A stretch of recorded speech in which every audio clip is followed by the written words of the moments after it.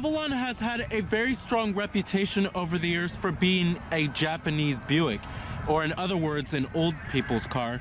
Now, Toyota somewhat changed that reputation when they introduced the 4th generation Avalon in the 2013 model year, and they certainly put more emotion and passion into its driving dynamics as well as its styling too. Now, the Avalon still somewhat has an understated presence, and it has a lot of elegance in its styling as well. Now, for 2016, the Avalon has been refreshed in terms of styling, and they also introduced a couple new features too. And then the touring model now comes with a sport tuned suspension. Now, our model of the Avalon is the top of the line limited. It comes with HID headlights, an 11 speaker audio sound system, as well as tri-zone automatic climate control. Now, with the new styling of the Avalon, they changed the grille a little bit. It's now a little bit bigger, and they also changed the turn signals as well. It certainly looks a lot more like the new Camry, in my opinion. Now, here goes the key fob design for the vehicle. It's your typical Toyota smart key. You have your remote keyless entry, your lock, unlock, to release your trunk is right here, and then you have your panic button. Now, this color is known as the Midnight Black Metallic. It also does have smart key access on the driver's door and the front passenger door. And it comes with a full-on black leather interior. You have your power driver's seat with power recline and power lumbar, and a power thigh extension as well.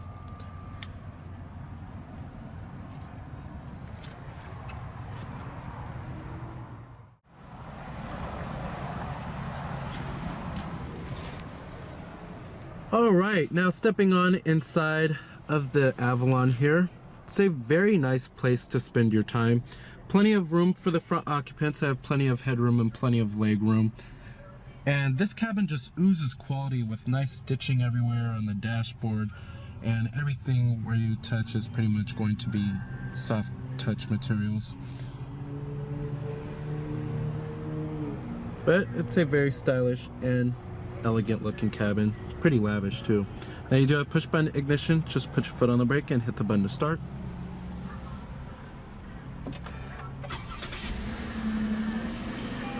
And what you're hearing there is your base engine, which is a 3.5 liter V6. There's also a hybrid available, which comes with a 4-cylinder engine. Full leather wrapped steering wheel. Coming to a transmission, you have a 6-speed automatic. If you do get the hybrid model of the Avalon, you do get a CVT automatic. We also do have manual shiftability and paddle shifters, which is nice. When you put the vehicle into reverse, it tilts down the mirrors and it displays your rear view camera with guidance lines and trajectory. And we also do have rear cross traffic alert. And I'm going to go ahead and turn on the lights. They are automatic, of course, and the hazards as well. All windows are fully automatic in the Avalon. Let's go ahead and pop up the hood, check out the engine bay. Heated exterior mirrors with side turn signal indicators, and you also do have blind spot detection. Now, if you didn't know, the current generation Avalon is also based off of the Lexus ES. They share the same platform together. Pretty good looking 18-inch alloy wheels.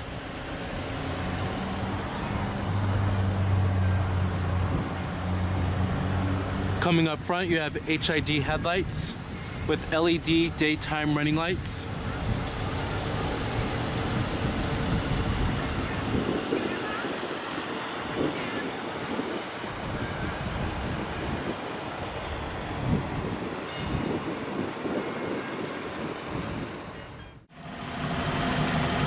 Now, powering this big old full-size sedan is Toyota's very familiar and very trustworthy 3.5 liter V6. You'll also find this powertrain in the Toyota Camry too. Now, it produces 268 horsepower at 6,200 RPM and 248 pound-feet of torque at 4,700 RPM, with EPA estimates being an okay 21 in the city and 31 on the highway. That is pretty above average fuel economy, especially for how big this vehicle is. But the EPA numbers are the same exact numbers that you will find in the Toyota Camry equipped with the V6 engine too, so it could be a little off there. However, if those are the fuel economy numbers, this certainly is pretty above average for this vehicle. But if it's fuel economy that you're looking at, then you'll want to go with this 2.5 liter 4-cylinder hybrid paired with an electric motor, and it earns up to 40 miles per gallon. And most Avalons, however, are going to be equipped with the regular 3.5 liter V6 that we have. Trims of the Avalon start at the base XLE trim, which starts at $32,650. The XLE Plus starts at $34,400. The XLE Premium starts at $35,850. The Touring starts at $37,050. And then the top of the line Limited starts at $40,450. Competitors for the Avalon, you have the vehicles in the full-size sedan class. This includes the likes of the Chevrolet Impala, Dodge Charger, Ford Taurus, Chrysler 300, as well as the Nissan Maxima, Hyundai Azera, and the Kia Cadenza.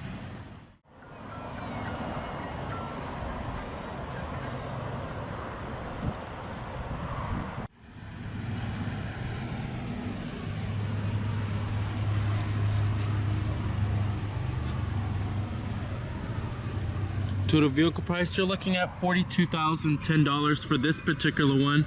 Like I said, EPA estimates are 21 city, 31 highway.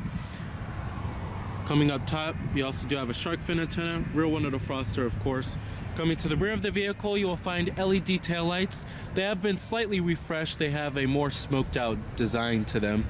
And then you have these squared off exhaust tips at the bottom right here.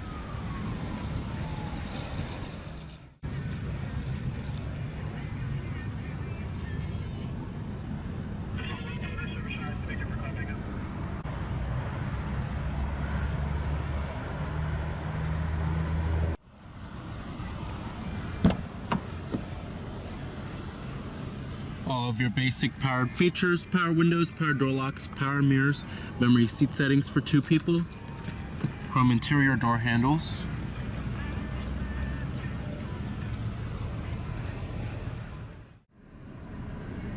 All right, let's go ahead and hear how that V6 engine sounds.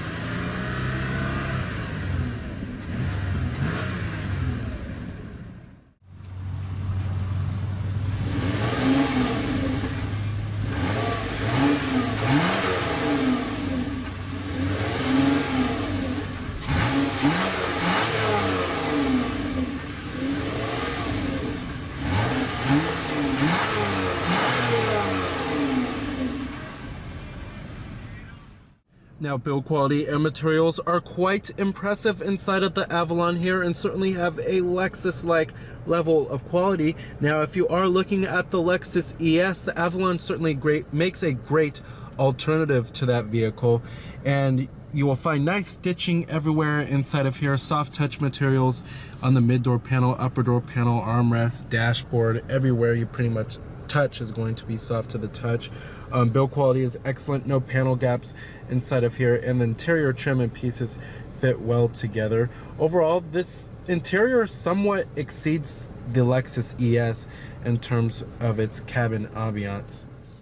Now, coming to the steering wheel design, it's okay, but it's certainly not the best from the Toyota brand. It is a little plain Jane looking, especially for a $40,000 vehicle. I wish they would have put some kind of chrome trim right here, or some kind of wood accent setting right here. But it's just kind of plain looking in my opinion. Now coming over here, we have your steering wheel mounted audio controls, and then you have your controls for the Toyota Entune system. Right over here you have your Bluetooth phone controls, as well as your voice recognition, and then this little display button controls your little information center, which I'll get to in just a minute. Right over here you have your lane departure alert system, and then you have your adaptive cruise control. You could set the distance if you would like, as you can see right here. Let's go ahead and test out the voice recognition. How may I help you? Change source. You have several music sources. Which source do you want to listen to? Number 1, AM. Number 2, FM. the audio source is set to FM. The voice recognition does pick up your voice quite well, I have to say. Up here is where you will find your auto-dimming rearview mirror, garage home link, and an integrated compass, sunglass container, SOS Safety Connect, your sunroof with your sunroof controls.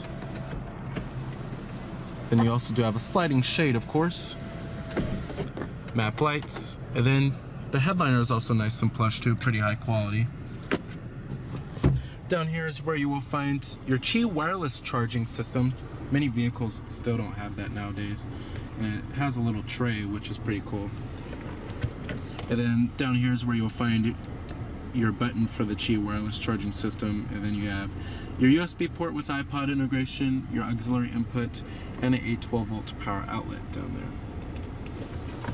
Dual cup holders, and then you have heated and ventilated front seats for the driver and the passenger. You also do have your different driver selectable modes, Eco, Normal, and Sport. Coming to the center console storage, not too shabby, and you do have a removable tray that does adjust. So the center console lid is also nice and soft touch too.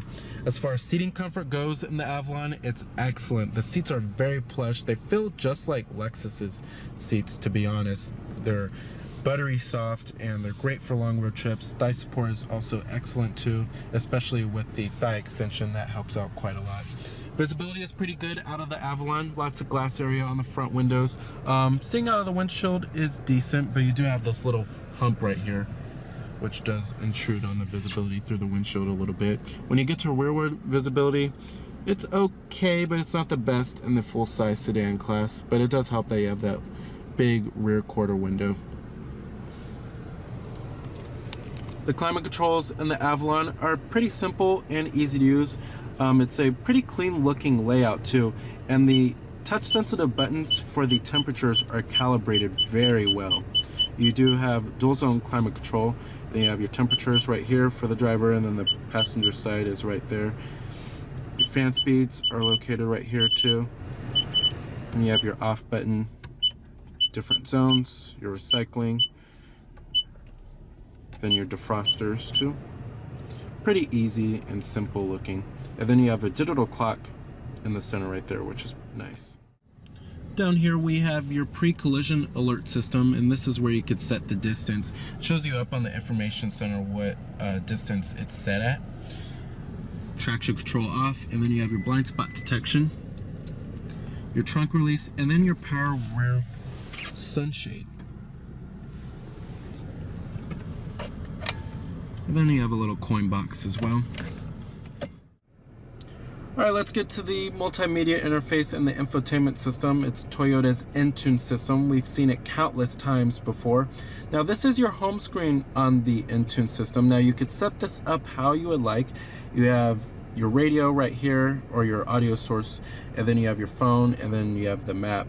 But however, you have to have a map card inserted, and you can configure the home screen how you would like, which is pretty cool. You don't have to have the map show up. You could just have the phone or the audio just show up on the home screen.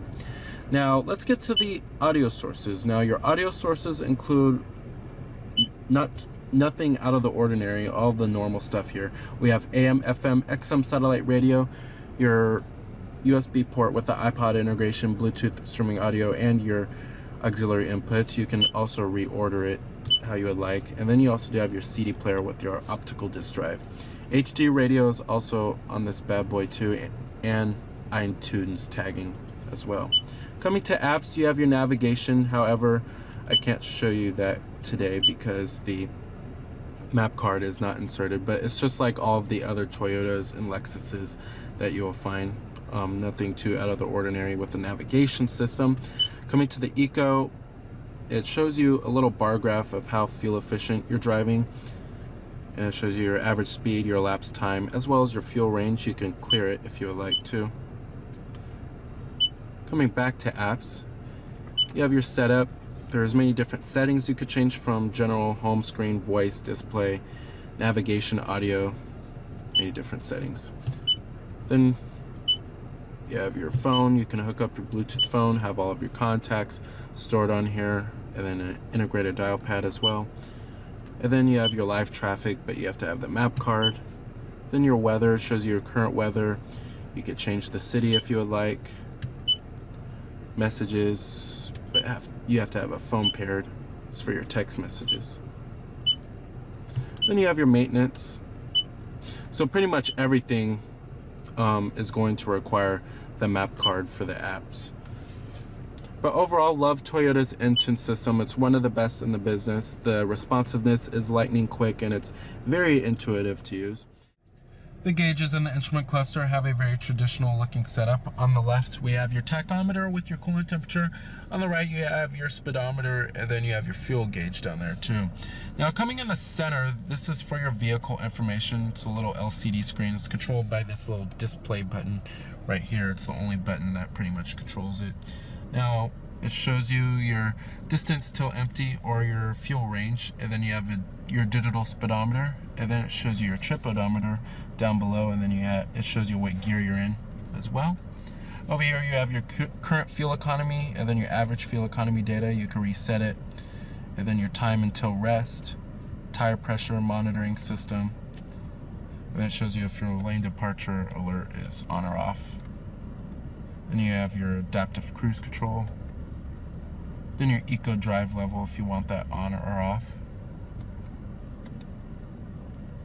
And then settings that you could change, but you have to hold the display button to select it. Overall, it's a pretty useful little LCD screen. It's not the most intuitive information center I've tested out, however. Now we do have an 11 speaker JBL audio sound system in this car, and it's one of the best sound systems I've ever heard in a Toyota. The sound system has great bass and the audio quality is very crisp and clear. I would certainly upgrade to the JBL audio sound system. Now, as far as the way the Avalon drives, now this is certainly not the sports car of the full-size sedan class. That title belongs to the Nissan Maxima. However, it certainly does offer much more driver engagement than it did in years past. It certainly does not feel like the Japanese Buick sedan. And you can feel for where this vehicle is trying to go. The steering isn't numb and it's not vague, and it certainly does not feel like a rolling couch. With that being said, the ride quality is still pretty good and should be pretty good for most consumers. However, for the traditional Avalon buyer, the ride quality may be too firm. However, I think the Avalon certainly has a pretty good balance between good ride comfort and pretty good handling too. All right, and I'm gonna go ahead and shut down the vehicle. Let's go ahead and check out the rest of the car. Build quality and materials do follow through in the rear of the Avalon. You still have nice stitching everywhere and soft touch panels too. Now, sitting back here in the Avalon, it's a very comfortable experience. The seats are very comfortable, still nice and plush, just like the front seats. And I would certainly take a long road trip on this vehicle, especially in the back of the Avalon here. The rear headrests are also adjustable, except for this one, the middle seat. Now, 3 adults should certainly feel very comfortable back here. There's plenty of space and room. And you also do have your rear center armrest with cup holders. And then you have a ski trunk pass-through right there. And then you have your dual map pockets, rear air vents, and then you have automatic climate control back here, which is nice. And then you have heated seats for the left side as well as the right side. And then down there is where you will find a 12-volt power outlet. And you have your map lights, of course. All right. Now the Avalon does have a pretty large trunk, I have to say. However, if you do get the Avalon Hybrid, the trunk space is cut back a little bit because of the battery pack.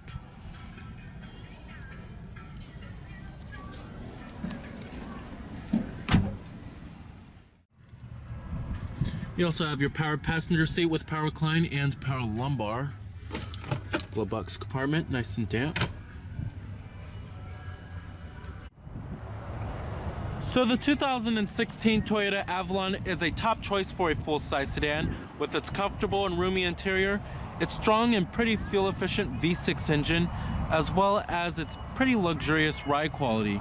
So remember that this is Cameron Birch from Cameron's Car Reviews.